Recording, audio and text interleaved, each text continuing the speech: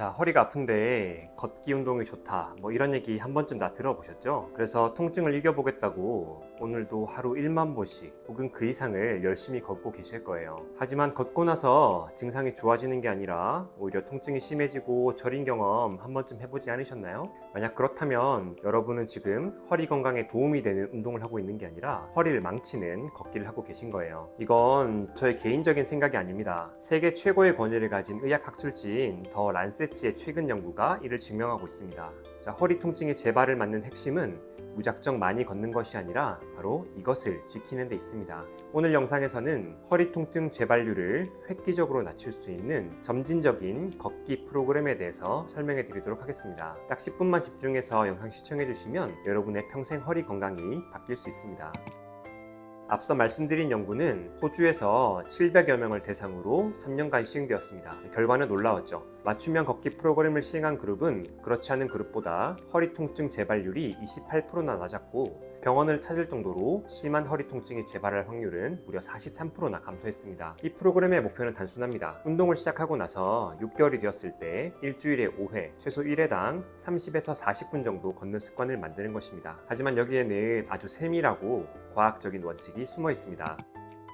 자, 우선 걷기 전에 여러분들이 꼭 알아야 할 허리 통증에 관한 상식들이 있습니다. 연구팀에서도 환자들에게 가장 먼저 강조한 교육 내용인데요. 첫 번째, 통증이 생긴다는 것이 무조건 손상을 의미하지는 않는다는 것입니다. 운동을 하다 보면 통증이 유발될 수 있죠. 하지만 운동 후 24시간 이내에 사라지는 가벼운 통증은 근육의 피로나 뻣뻣함 또는 스트레스 때문이지 허리가 심각하게 망가지는 것이 아니라는 것을 꼭 알고 있어야 합니다. 이럴 때 너무 겁먹지 마시고 가능한 범위 내에서 가볍게 움직여주는 것이 좋습니다. 자, 두 번째, 너무 큰 공포감을 가지지 마세요. 모든 활동에 대해서 너무 겁먹을 필요는 없습니다. 우리 척추는 이 생각보다 매우 강력한 구조물이기 때문에 걷기로 인해서 디스크가 밀려서 빠지는 일은 쉽게 발생하지 않습니다. 오히려 규칙적인 걷기는 척추 조직을 튼튼하게 만들고 디스크를 더 건강하게 만들 수 있습니다. 마지막으로 통증이 재발하더라도 절대 계속 누워있지 마세요. 통증이 다시 나타나더라도 너무 심각한 양상이 아니라면 과하게 누워서 보호하기보다는 가능한 범위 내에서 활동을 유지하는 게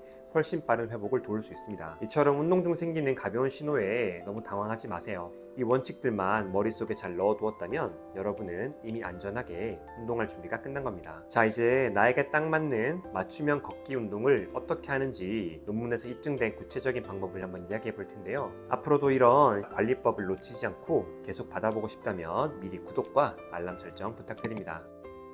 자, 마인드 세팅이 끝났다면 이제 본격적으로 걸을 시간입니다. 하지만 여기에서 가장 많이 하는 실수는 의욕만 너무 앞서서 너무 무리하게 걷는다는 점입니다. 이번 연구에서 이야기한 핵심은 내 몸에 맞는 운동량을 정하는 것이었습니다. 60세 이상의 고령 환자거나 평소에 걷는 시간이 많지 않은 분들은 주 3회, 한 번에 10에서 15분 정도 아주 편하게 걷는 것으로 시작을 하세요. 만약 내가 체질량 지수, BMI가 30이 넘는 비만 체형이라면 무릎과 발목 관절 보호하기 위해서 이보다 더 짧은 시간부터 시작하는 것이 안전합니다. 신체 활동량이나 나이, BMI에 따라서 운동량을 어떻게 정하면 좋은지에 대해서는 아래 고정 댓글에 링크를 남겨둘 테니 한번 참고해 보시길 바랍니다. 걷기 운동을 할 때 가장 중요한 도구는 걸음수를 잴 수 있는 핸드폰과 보행일지입니다. 연구 참가자들처럼 매일 걸음수와 그 시간을 한번 기록해 보세요. 걷기 운동을 수치화해서 기록을 남겨둔다면 내가 얼마나 발전하고 있는지 눈으로 직접 확인할 수 있습니다. 또한 운동일지에는 10점 만점 중에서 2점을 초과하는 허리 통증이 발생한 날은 별도로 기록을 남겨두세요.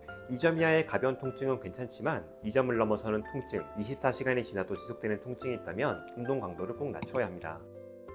처음 4주가 지나서 몸이 이에 적응을 했다면 이때부터는 운동량을 조금씩 늘려야 합니다. 근데 여기서도 지켜야 할 원칙이 있습니다. 바로 운동량을 매주 5에서 10% 정도씩 아주 점진적으로 늘리는 거예요. 갑작스러운 운동량의 증가는 신체에 부담을 주면서 극심한 통증을 유발할 수 있고 무리한 목표 설정은 중도 포기를 유발할 수 있습니다. 따라서 신체가 적응할 시간을 주고 운동이 습관화될 수 있도록 점진적인 방식으로 운동량을 증가시켜야 합니다. 그리고 운동량을 늘릴 때는 속도나 강도보다는 시간을 먼저 늘리세요. 주 3회 10에서 15분에서 시작했던 걷기를 주 3회 하루 30분까지 먼저 늘리세요. 편안한 속도로 시간 목표를 먼저 채우고 나서 강도는 그 다음 단계에서 올려야 합니다. 즉 속도를 높이거나 언덕길을 오르는 것과 같은 고강도 운동은 30분 걷기가 완성되고 난 이후에 진행을 해야 합니다. 근데 만일 비가 오거나 너무 바빠서 시간을 내지 못한 날에는 상황에 맞게 걷기 횟수나 시간을 줄여도 괜찮습니다. 목표를 달성하지 못했다고 해서 포기하지 마시고 멈추지 않는 것에 집중을 하는 것이 좋습니다. 자, 그렇게 운동량을 늘려나가면서 12주차가 되었을 때는 주 5회 하루 30분을 달성하는 것을 목표로 하세요. 그리고 최종적으로는 주 5회 약간 힘이 든다는 느낌으로 하루 3-40분의 걷기 혹은 조깅을 수행하면 됩니다. 그런데 흥미로운 사실은 이렇게 운동을 하다 보면 정작 허리보다는 발목이나 무릎 관절과 같은 하체 부상이 더 증가한다는 사실입니다. 걷기 운동을 하지 않는 사람에 비해서 약 2배 정도 하체 부상이 많았는데요. 평소에 안 하던 운동을 하다 보니 관절에 부담이 간 것입니다. 이런 상황을 예방하기 위해서는 허리에 문제가 없더라도 하지의 통증이 유발되기 시작하면 적절하게 운동 강도를 조절하셔야 합니다.